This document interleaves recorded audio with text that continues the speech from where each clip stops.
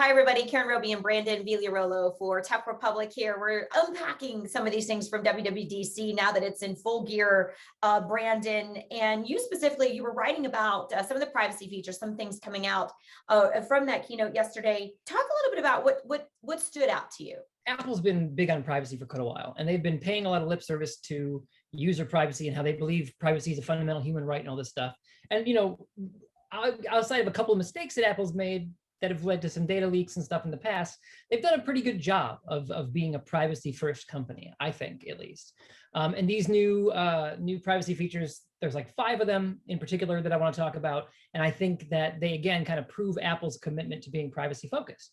So first off, in the Mail app, there's something that a lot of people may already know about, but you may not have heard of them, called tracking pixels. And what they are is something as small as a 1x1 pixel in an email. It can be a white pixel that matches the background of an email, stuck in the footer. You don't even ever see it.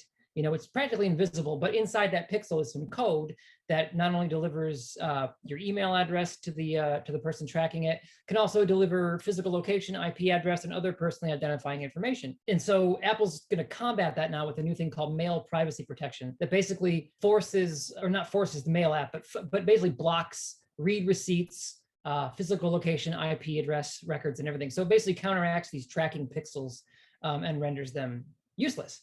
Along with that, we've got a new app privacy report coming to the settings app. And that's kind of similar in the way it looks to like the, if you look at the battery usage report on your iPhone, it has a list of all the apps, how much battery they're using throughout the day. And this kind of looks like that, but it's app privacy focused. So if you click on an app, it's going to tell you, your phone's going to tell you basically how often that app is using the permissions you've granted it. So how often it's accessing your photos or your microphone or your camera. And it's also going to give you a full rundown of all the domains where that data is being sent. So it's going to run you down and tell you everywhere that information is being sent, which is great for user privacy. You can go through, search those domains online, find out what they are, find out what the data might be being used for, you know, and decide if you want to keep this app on your phone.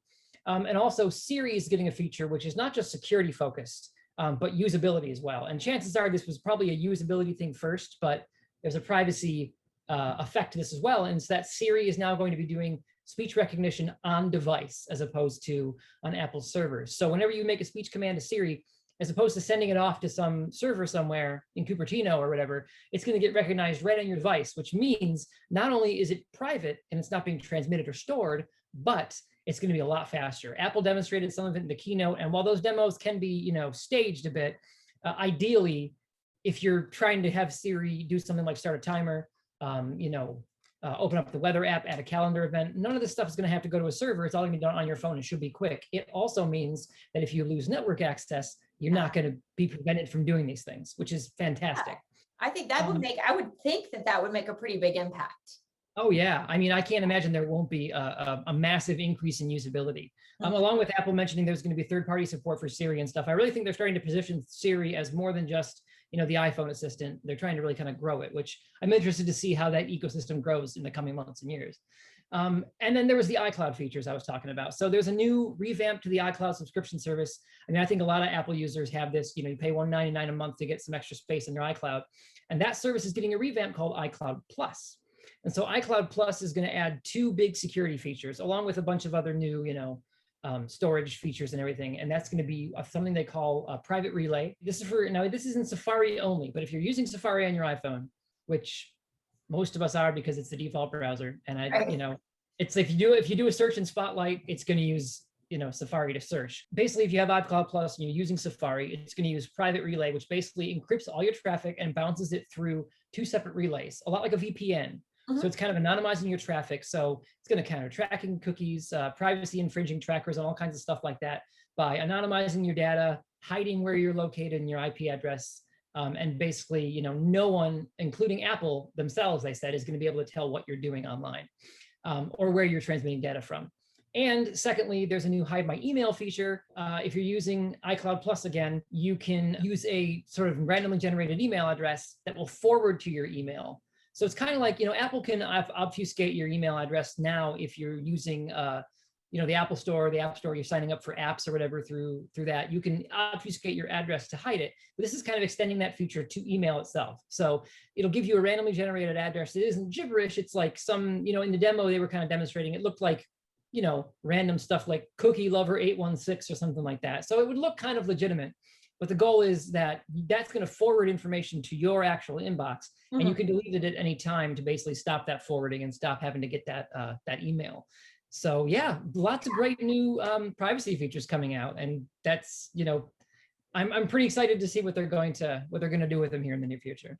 Yeah, I mean, you can never argue with anything that has to do with an attempt to protect us more and help with privacy, because we hear so much of it, and whether or not people really digest it, I think, Brandon, that sometimes things get lost, like you were talking about earlier with mail and the information that's sent in those pixels, and people have no idea what's being shared.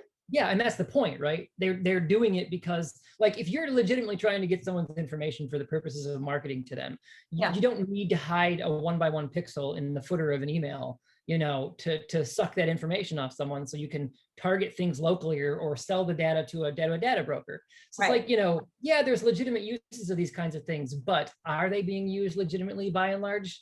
We don't know, but the based on the tactic itself, I think the guess is pretty easy to make.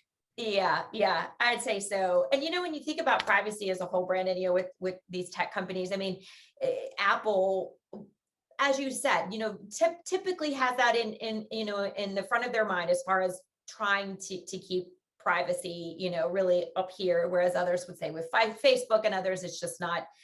So we hope that we continue to move in this direction, right, with these tech giants. Yeah, absolutely. I mean, I think Apple's really proven that it's a leader. Whether or not you buy into their mantra of privacy first, they keep introducing their technologies. They're the ones that Facebook is angry at for this, destroying their ad revenue model. Yeah. I mean, Apple is leading the pack on this.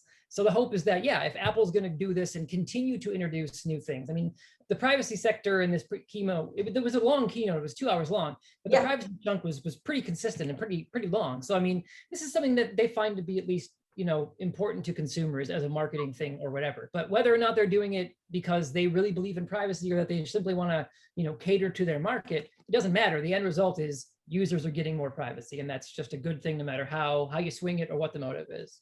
Right. Regardless of what that is, it's better for all of us, or for the users there. So, Brandon, all right, well, we'll see what else unfolds as we move through WWDC, of course, and be checking back with you on that. So we appreciate it, and for much more, you guys check out TechRepublic. We've got you covered there. Thanks for watching.